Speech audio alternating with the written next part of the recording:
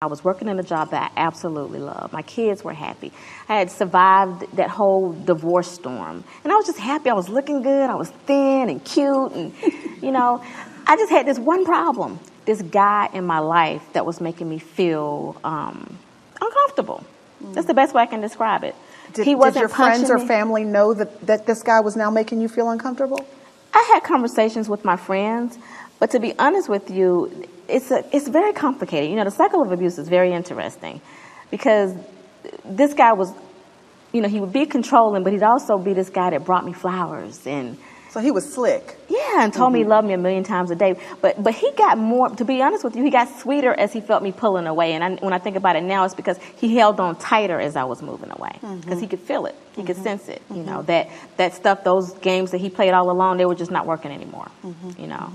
So you're feeling good that day? Feeling great that day. Just happy. Just like when I tell you literally bouncing off the walls, I'm like, yeah, I'm going to be graduating next week. Had accomplished so many goals. I wanted to I had made some promises to my children. I was going to travel with them. They were 10 and 13 at the time, and I said, as soon as Mommy finishes grad school, we're going to travel. We're going to do some things. We're going to have some fun. Because, for 2 years, I was working during the day, going to school at night, and I missed a lot of stuff. I missed basketball games and a lot of things.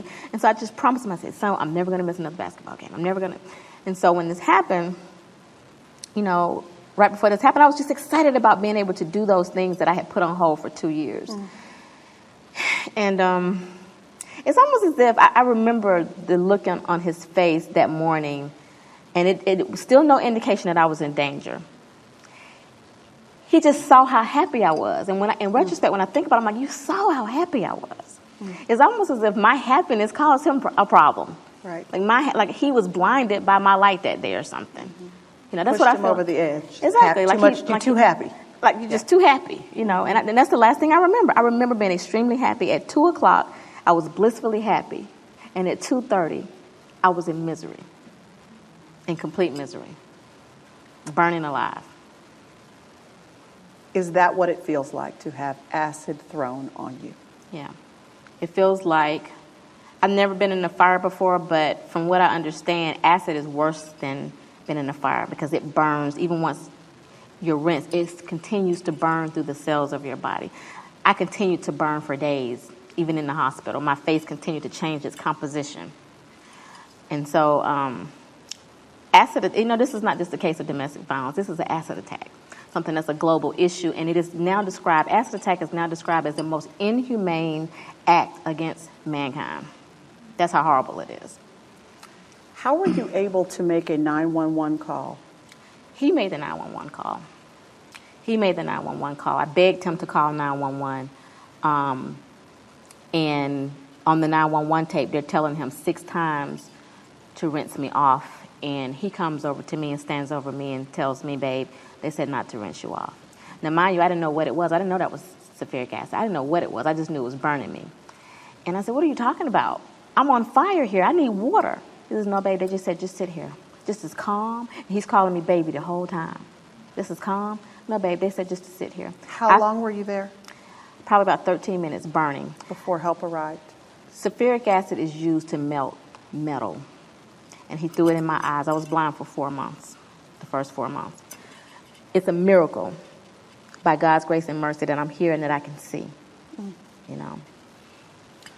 So, other than the scars that we can see, on how much of your body? 20%. Arms, full arms, my entire chest down to here. My entire neck has been replaced. My entire face has been reconstructed. These are not my original cheeks. This is not my original chin. This is not my original neck. My eyelids were sewn on.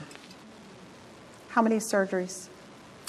I've had 13 total.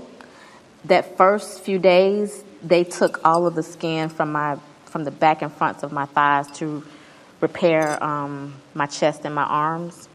And they did a few grafts on my face. And then when I left the hospital, you have to wait. When you're burned like this, you have to wait a whole year for them to work on your face. It has to mature. So I had to literally live behind a veil for a whole year before they could even do anything to my face at all. When you say live behind a veil, do you mean literally fabric over your face? My face was so disturbing.